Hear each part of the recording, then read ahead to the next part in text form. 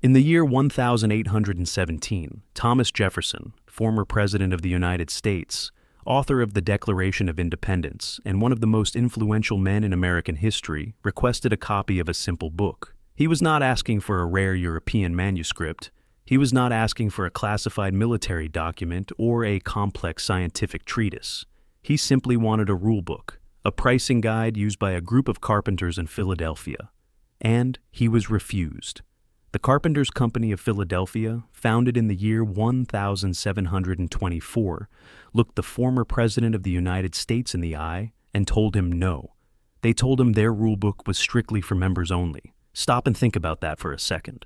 Thomas Jefferson, the genius architect who designed his own massive estate at Monticello, the man who understood structural engineering better than most professionals of his era, was explicitly banned from accessing a simple manual about woodworking. I spent weeks digging into dark archives trying to understand why this specific document was hidden from one of the most powerful men on Earth. What I uncovered had absolutely nothing to do with cutting wood or laying bricks. The truth is far more terrifying. This rulebook was kept secret because it contained the mathematical formulas and operational codes for an entire economic system, a perfectly balanced system that existed long before the year 1863. A system that allowed entire communities to build massive, enduring structures and thrive without ever needing a single bank, without ever paying a single cent of interest to a wealthy financier, without ever falling into the psychological trap of insurmountable debt. What the Carpenters Company possessed was undeniable physical proof that fairness could be mathematically systematized without a central financial authority dictating the terms. They held the blueprint for true financial independence. And that is exactly why this specific system had to be completely erased from our history books. It had to be violently dismantled, vanished, and permanently silenced by the financial elite who were quietly constructing a brand new reality for the American public. They desperately needed us to forget that a functional alternative ever existed. Because the world we live in today, the endless and exhausting cycle of credit cards, 30-year mortgages, and crushing systemic inflation, is not a natural evolution of human progress. It is not an accident. It is a carefully engineered debt matrix, a masterfully designed historical trap. And the deliberate vanishing of that one simple rulebook in the year 1817 was the very first shadow of the massive, inescapable financial cage they were preparing to drop over every single one of us. Let us travel back in time to the American landscape as it existed before the year 1863.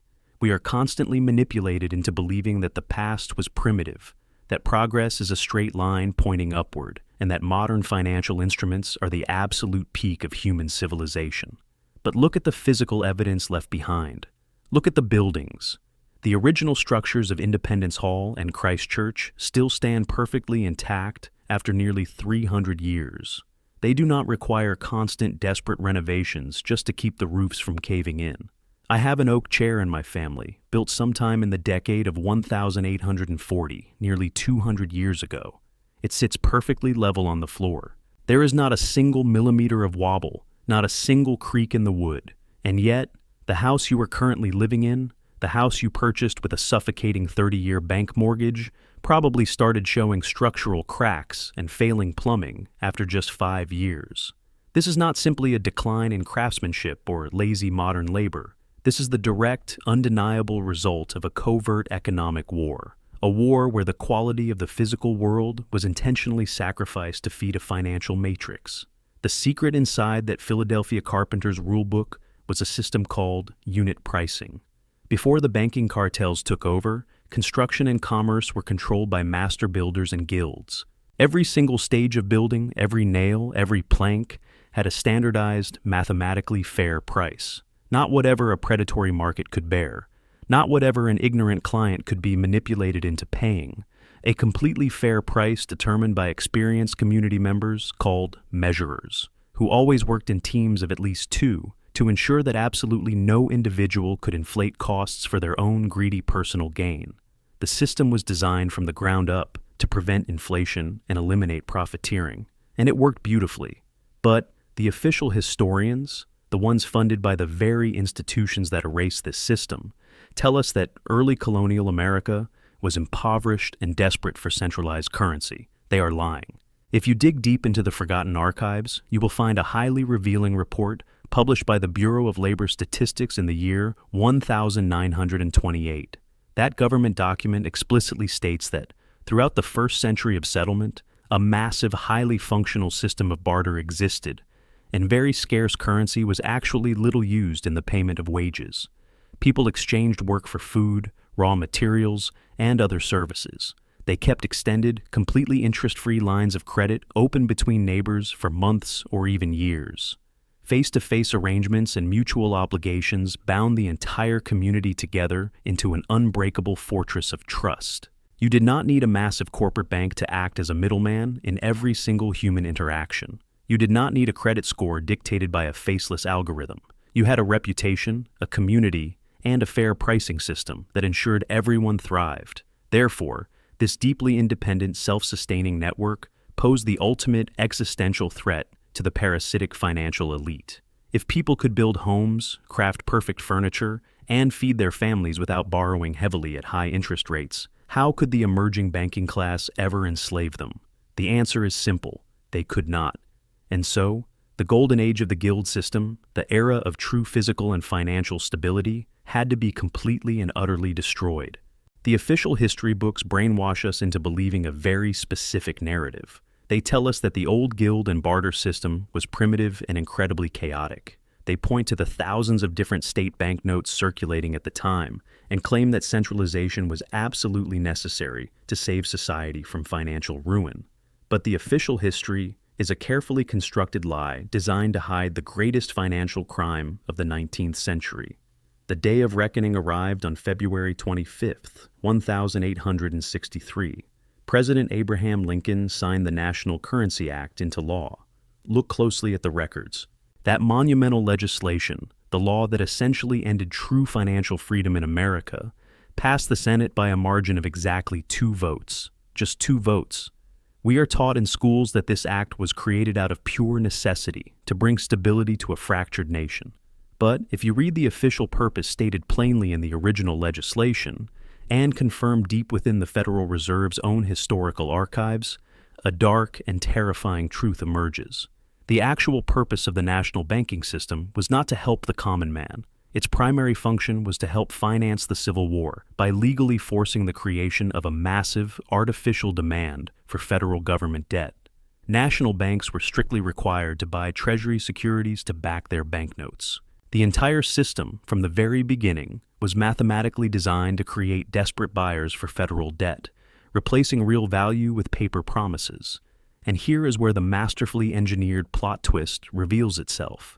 A trap so perfect, most people still do not realize they are caught in it.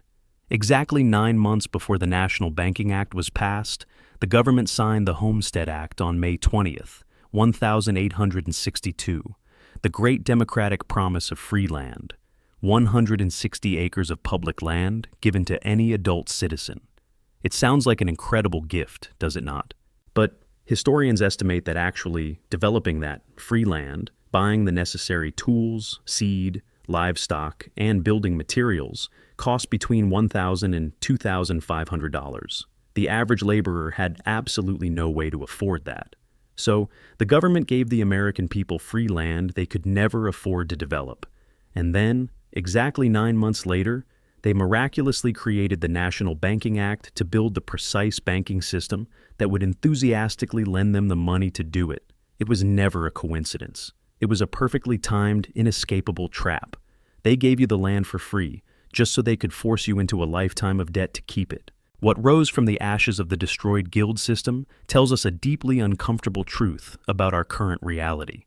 The company town became the new master blueprint for human existence. Lowell, Massachusetts, founded in the year 1822, was the terrifying prototype. By the decade of 1880, approximately 2,000 company towns existed across America. In these isolated prisons without walls, workers were no longer paid in real currency or through mutual community credit. They were paid in something called scrip, a worthless paper substitute that could only be spent at the official company stores.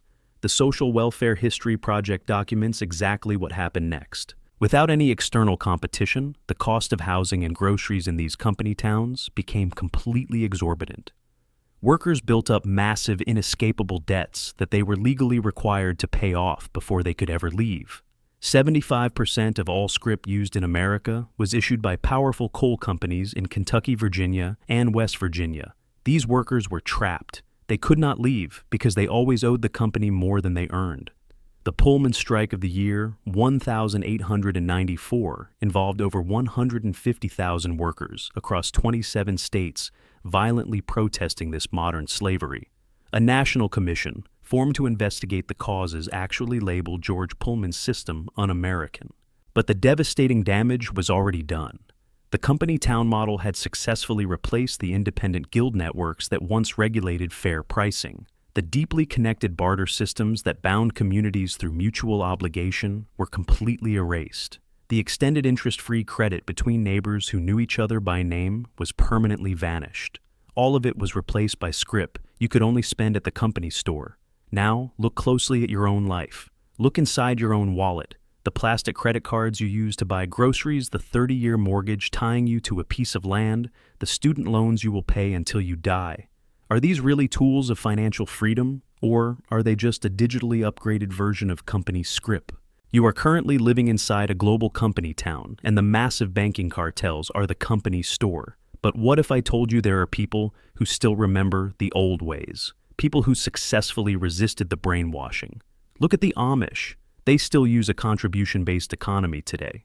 When someone in their community has a massive medical bill they cannot cover, they stand up in their weekly church ceremony and tell everyone about it. No one leaves until enough money has been raised to cover the entire expense. It functions flawlessly, exactly like insurance, but entirely within the community, without a greedy external institution extracting massive profits. And here is what should absolutely terrify you. They had to aggressively fight the federal government just to be allowed to do this. The Amish clashed with the government for years over Social Security, which their faith prohibits them from accepting because it is a commercial system. Congress finally had to grant them a special exemption in the year 1965. Think about the sheer insanity of that.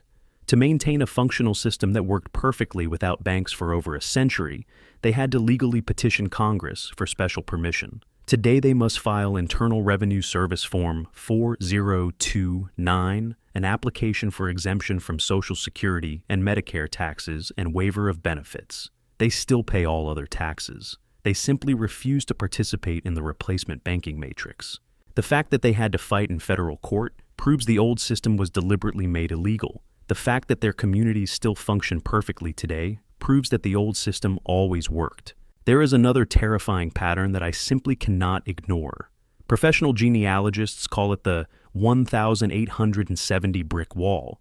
The 1,870 census was the very first to officially name all Americans, pulling every single person into a centralized federal database.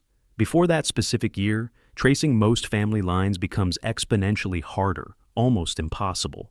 Why? Because the 1,890 census, which would have filled in critical gaps and showed the massive transition, was systematically destroyed. A mysterious fire in the year 1896 damaged special schedules. Then, a much larger, highly suspicious fire in January of the year 1921 at the Commerce Department building destroyed almost everything that remained. Those damaged records sat neglected for exactly 12 years. Then, in the year 1933, the United States Congress officially authorized their permanent destruction. And here is the plot twist that should send shivers down your spine. They ordered the absolute destruction of those historical records exactly one single day before President Herbert Hoover laid the cornerstone for the brand new, completely fireproof National Archives building. The timing is not just suspicious, it is perfectly theatrical. It is a calculated erasure of the past.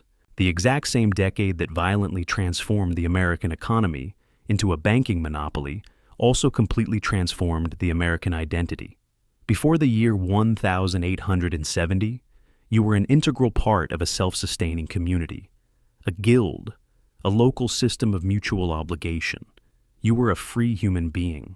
After the year 1870, you were legally redefined as an individual, documented, numbered, and tracked in a federal census, working for hourly wages, and borrowing from centralized banks just to survive.